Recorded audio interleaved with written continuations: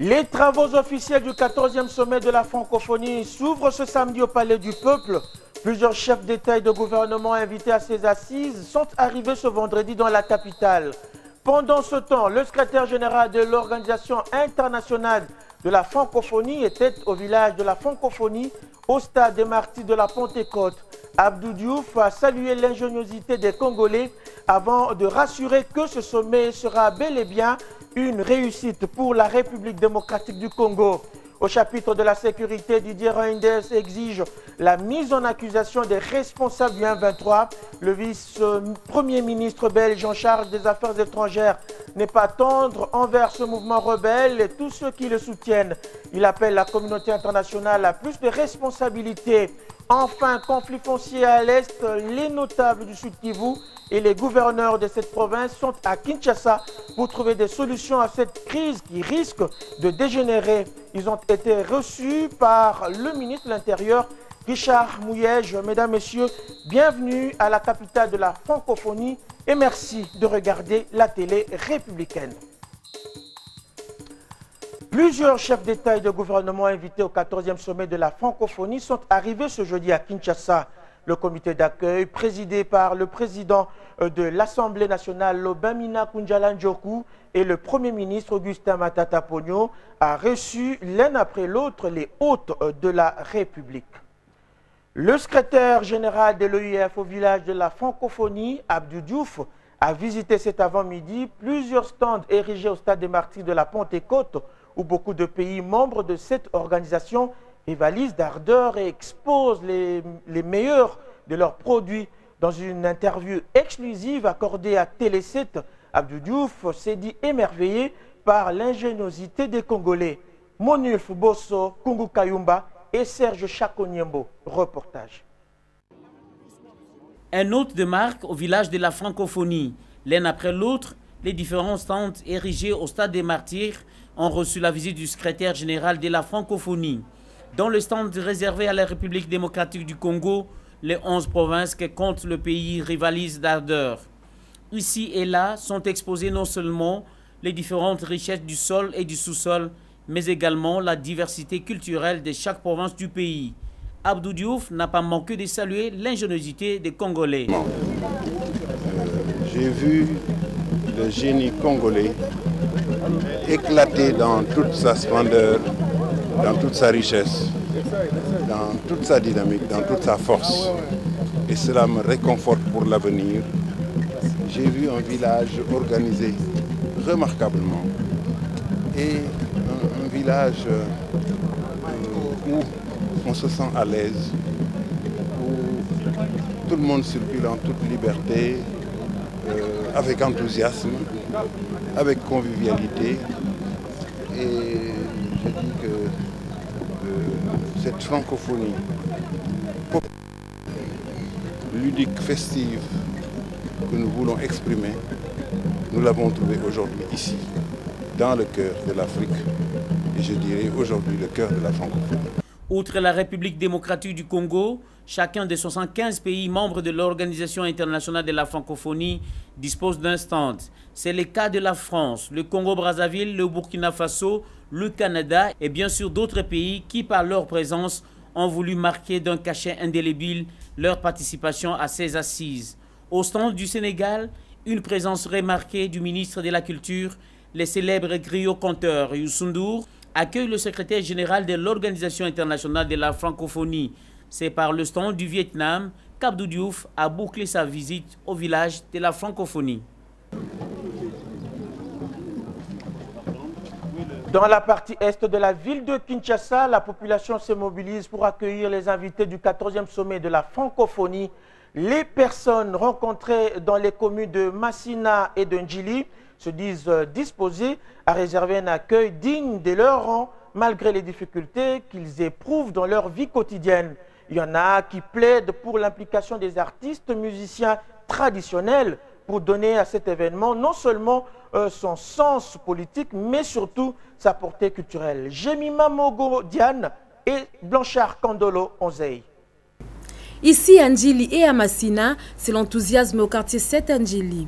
Cet habitant se réjouit de ce grand événement qui se tient dans notre pays. Toutefois, il déplore le non-respect des droits de l'homme en RDC alors que le pays aspire à la démocratie. Est-ce respect des droits de l'homme? Je ne pense pas que la République démocratique du Congo respecte le droit de l'homme. Il faut un changement, conseille cet homme. En tout cas, ils ont que mon boulot. Beaucoup de jeunes ignorent l'importance et l'événement de la francophonie. Il fallait une grande campagne de vulgarisation pour permettre à la population de s'impliquer. Il n'y avait pas de sensibilisation suffisante pour cet événement. Il a plutôt fallu expliquer aux Congolais pour sa bonne compréhension.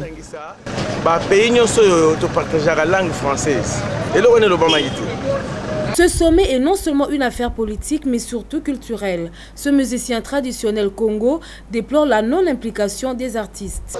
C'est regrettable d'inviter un groupe folklorique camerounais de venir au Congo. Mais le groupe folklorique Né Congo ne sont pas représentés dans cette francophonie. Et il est déplorable de trouver que certains groupes, on a choisi de groupes de musiciens qui parlent la langue lingala. Le 14e sommet de la francophonie aura sans doute à exploiter le côté culturel et ouvrir des grands horizons au plus grand pays francophone qu'est la République démocratique du Congo. Dans la commune de Matete, beaucoup sont préoccupés par leur survie. Les quelques rares personnes interrogées, dont des vendeurs au marché municipal de Matete, par nos reporters bien sûr, ignorent totalement le contour des assises qui se tiennent pourtant dans leur pays. Il aurait fallu une grande campagne de sensibilisation pour permettre aux Congolais d'en savoir plus sur ce grand événement. Reportage signé Fidline Kitumbu et Dieu merci Sueka. Créé depuis 1954, le marché municipal de Matete, l'une des communes urbanisées de la ville de Kinshasa, expose plusieurs produits alimentaires venus de différentes provinces du pays. La plupart des marchands ne pigent rien sur la francophonie, d'autres par contre expliquent à leur manière cet événement. Biso na kati na Congo tolobaka mingi français yango oyo bayei po ete tosala lisanga wana bayoka ndenge nini Congo elobaka. Interrogés sur place, certains vendeurs essayent de citer les noms de leurs articles en français. Ikema na français babengaka grosse banane. Maki ozo kalinga na français comment on dit? Les omelettes. Omelettes. Bon, quel est en français? Les grillons. Le 14e sommet de la francophonie, chacun l'attend à sa manière. Ces dames se disent prêtes à accueillir les clients venus de l'étranger. Mbote Sourié, la ville de Kinshasa, l'une des plus grandes capitales du monde, vous souhaite la bienvenue. Qu'est-ce qu'est la francophonie? Quelles sont les instances qui composent l'OIF? Réponse dans ce dossier spécial sur la francophonie signé Doudou Ndombe Moseka Maingo. «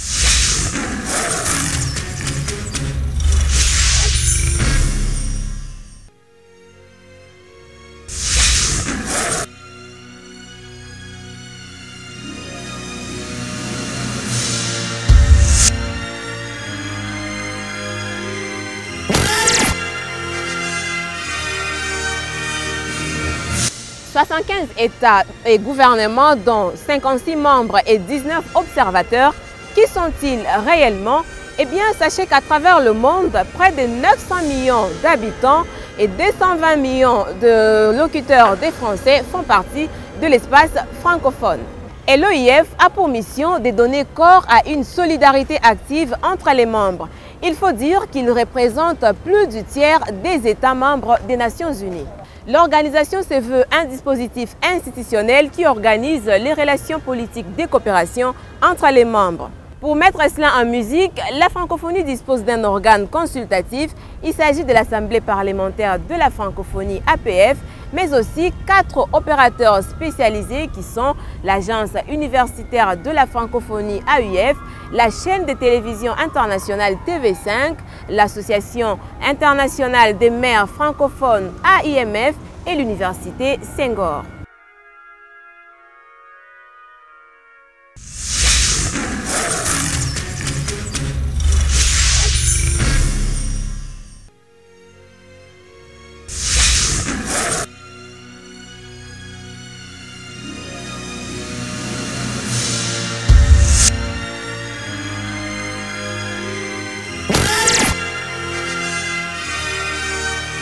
La situation dans l'Est de la République démocratique du Congo était au centre des entretiens entre le vice-premier ministre et ministre belge des Affaires étrangères et le premier ministre congolais.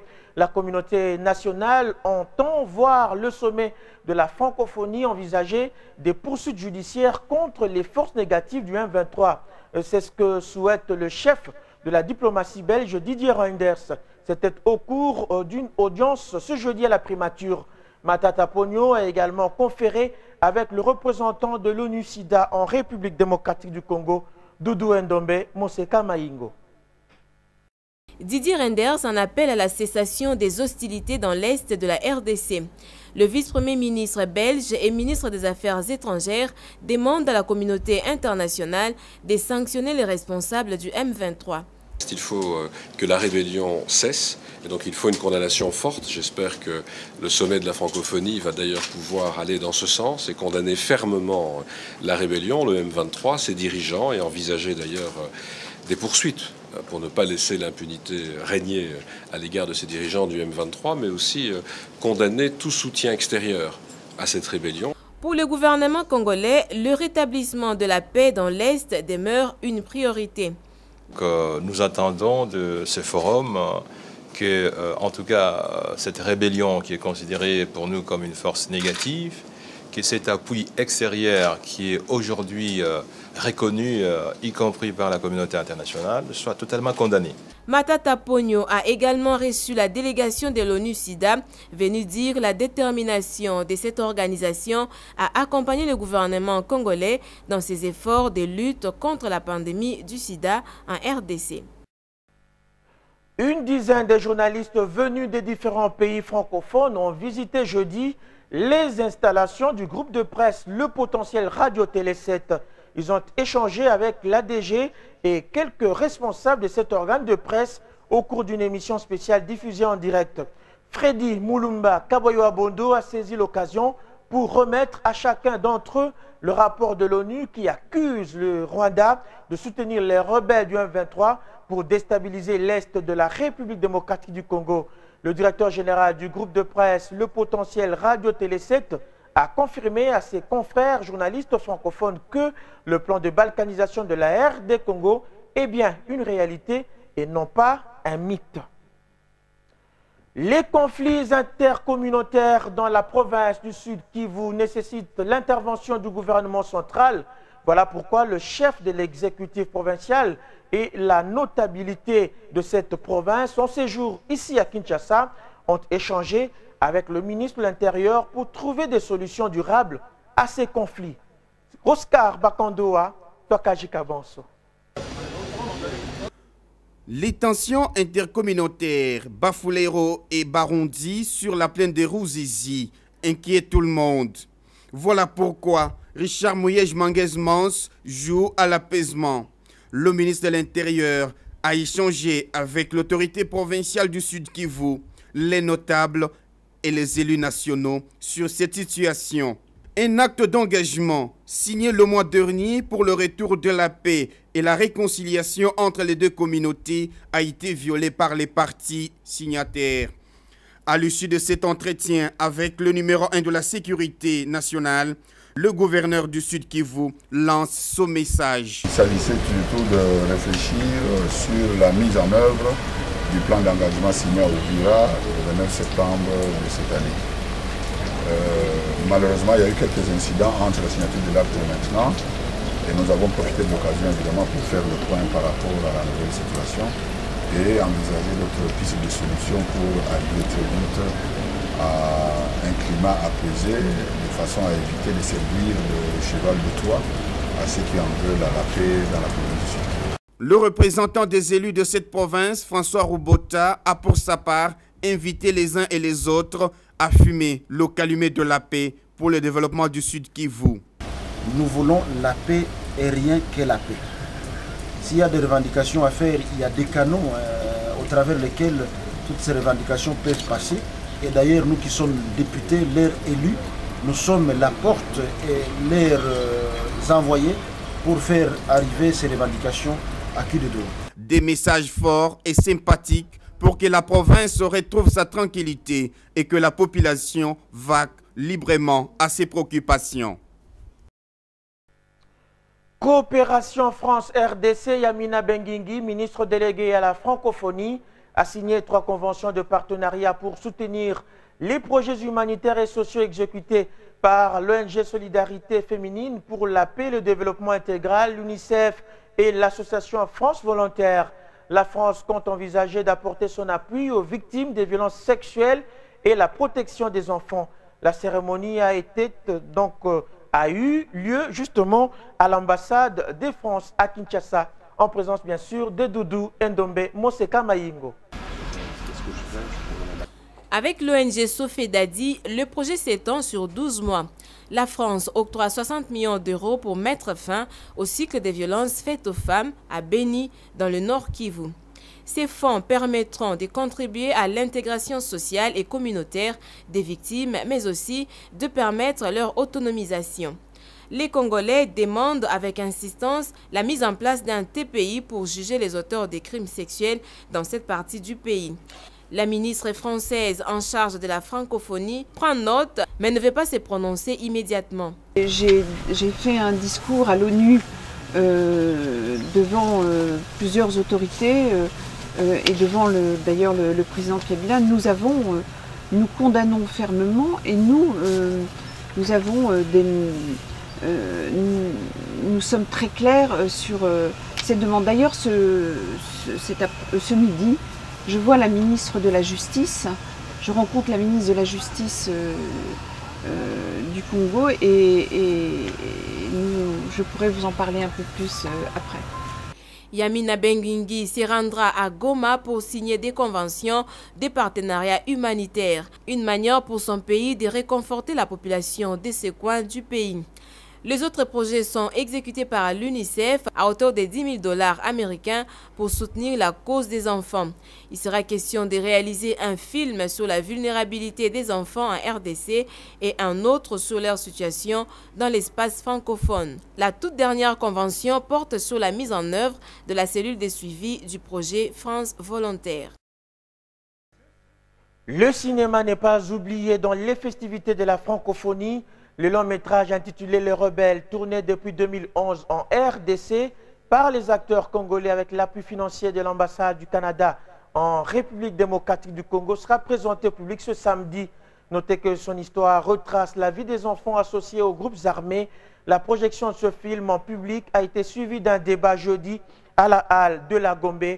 Ce reportage de Rosa Oazi est rendu par Doudou Ndombe. Après la diffusion de ce film intitulé Rebelle, le réalisateur présent dans la salle de projection devait répondre aux questions des spectateurs venus pour suivre ce court-métrage qui met en exergue les traumatismes, les souffrances et les peines endurées par les enfants associés aux groupes armés. Kim Nguyen explique jusqu'au moindre détail le contenu de son œuvre. Il faut s'adapter à chaque situation et c'est ce qui rend la cause de réintégration des enfants soldats aussi difficile, c'est qu'il n'y a pas un seul modèle type d'enfant qui fait partie des conflits de la guerre, mais plusieurs situations dépendant du profil psychologique de l'enfant et dépendant de la guerre en question. Le ministre canadien en charge de la francophonie se félicite de la réalisation de ce film qui permet de consolider les liens entre la RDC et son pays. Le génie de ce film-là, c'est que ce sont des Canadiens qui s'allient à des Congolais pour le réaliser. Et ça, c'est tout un exploit et c'est inattendu, mais ça va quand même démontrer le génie de la francophonie. Ce film a été entièrement tourné en République démocratique du Congo par les acteurs congolais en 2011. Il a fait la tournée de plusieurs grands festivals à travers le monde.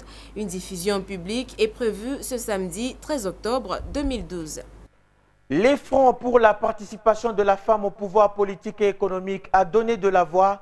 Les femmes du Pro-P-FEM n'entendent plus rester en marge de l'histoire et s'engagent à contribuer au développement justement du pays à travers l'intégration effective des femmes dans la gestion de l'État. Elles l'ont dit jeudi au cours d'un point de presse en la salle des conférences du ministère du genre, famille à Gombe. Reportage Jemima Diane Mogo Mambassa et Baby Malobo. Mwaku. Cette cérémonie commence par la présentation du comité national, les membres du comité de district et de territoire du Profepem. Ensuite, c'est la présidence et le secrétariat général qui sont présents aux membres de cette organisation. L'Association des femmes politiques s'engage à travailler pour l'intégration effective de la femme dans la gestion de l'État.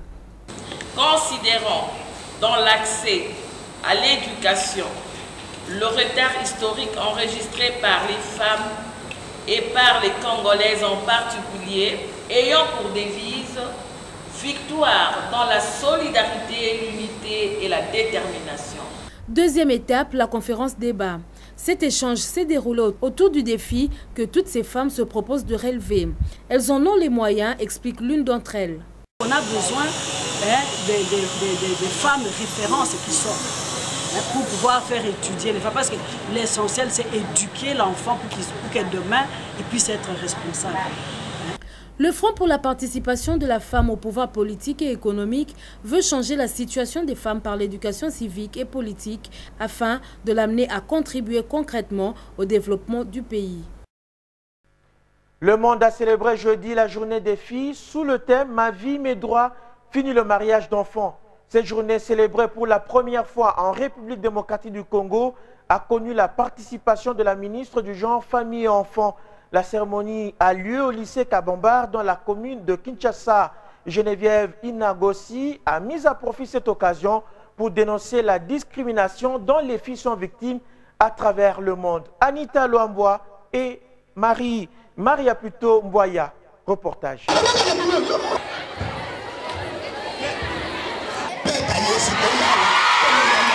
Pour la première fois, le monde célèbre la journée internationale de la fille. La journée de la fille est passée inaperçue dans la capitale, malgré les efforts consentis par la ministre du Genre, Famille et Enfants. Ma vie, mes droits, fini le mariage d'enfants. C'est sous ce thème que Geneviève Inagossi décrit la situation de la jeune fille congolaise, caractérisée par la maltraitance et beaucoup d'abus. La jeune fille a droit à la vie, elle doit être préservée dès la conception, car la vie n'a pas de prix.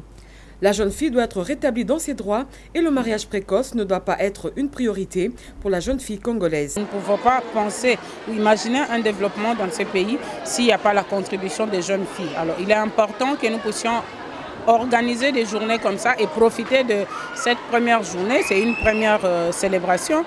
Il en sera autant les années suivantes pour que nous puissions nous apaisantir sur la question de la jeune fille. Et je pense que le message est bien passé. Par ailleurs, Geneviève Inagossi invite la société congolaise à faire de cette journée une opportunité pour dénoncer la discrimination et l'accès réduit à l'éducation dont la jeune fille est victime.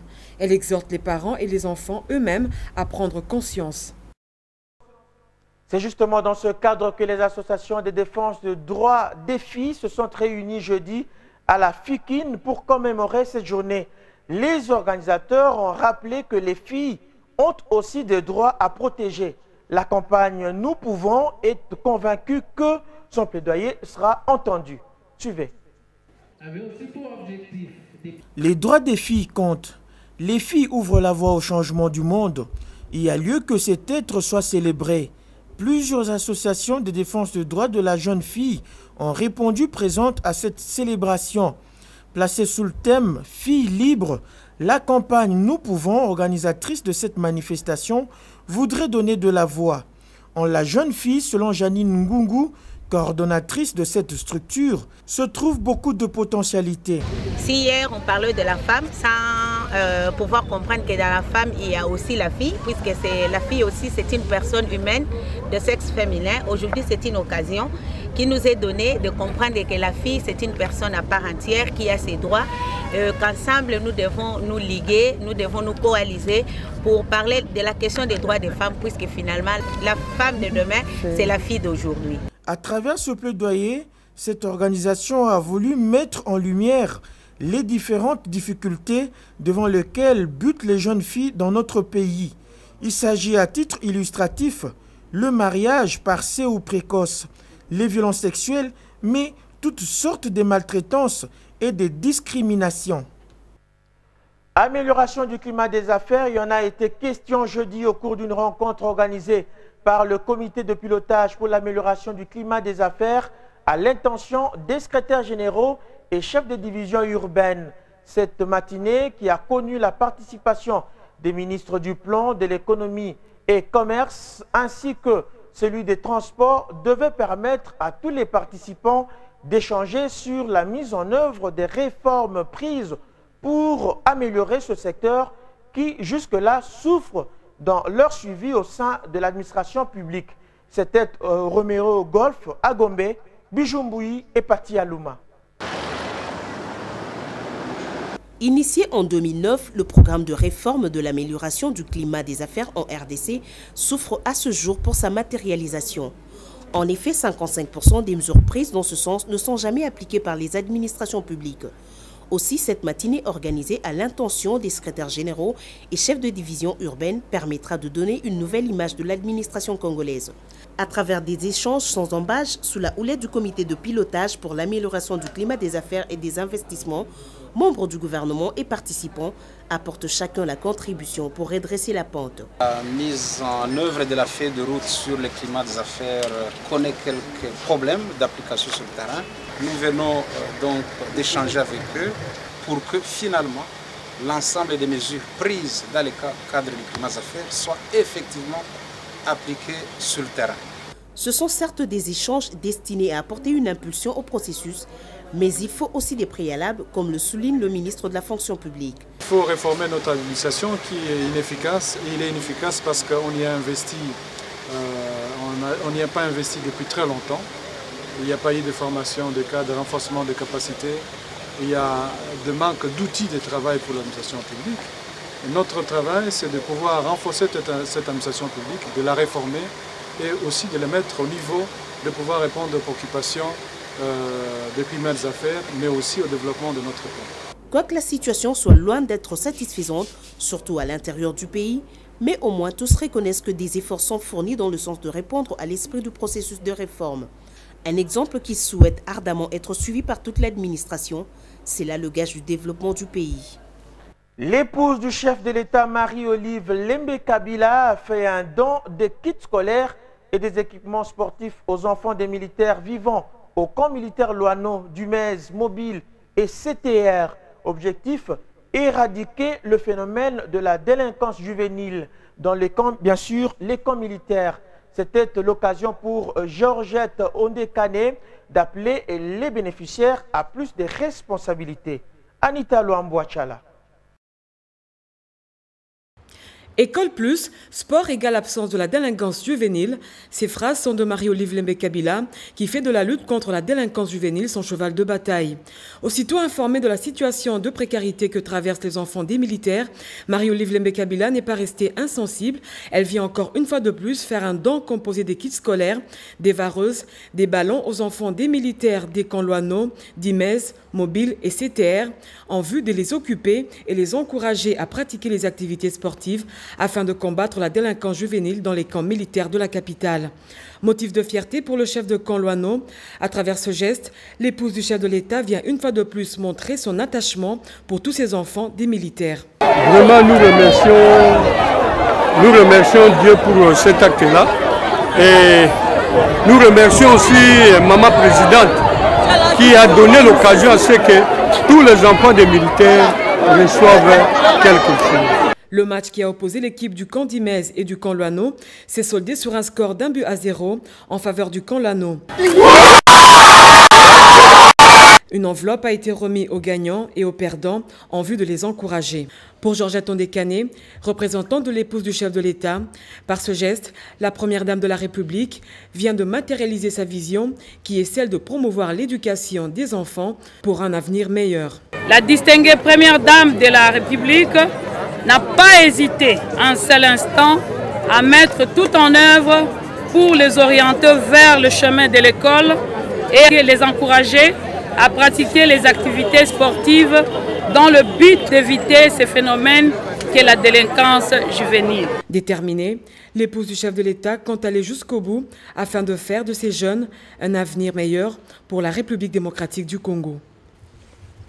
L'actualité, c'est aussi cette lecture des journaux parus ce samedi à Kinshasa.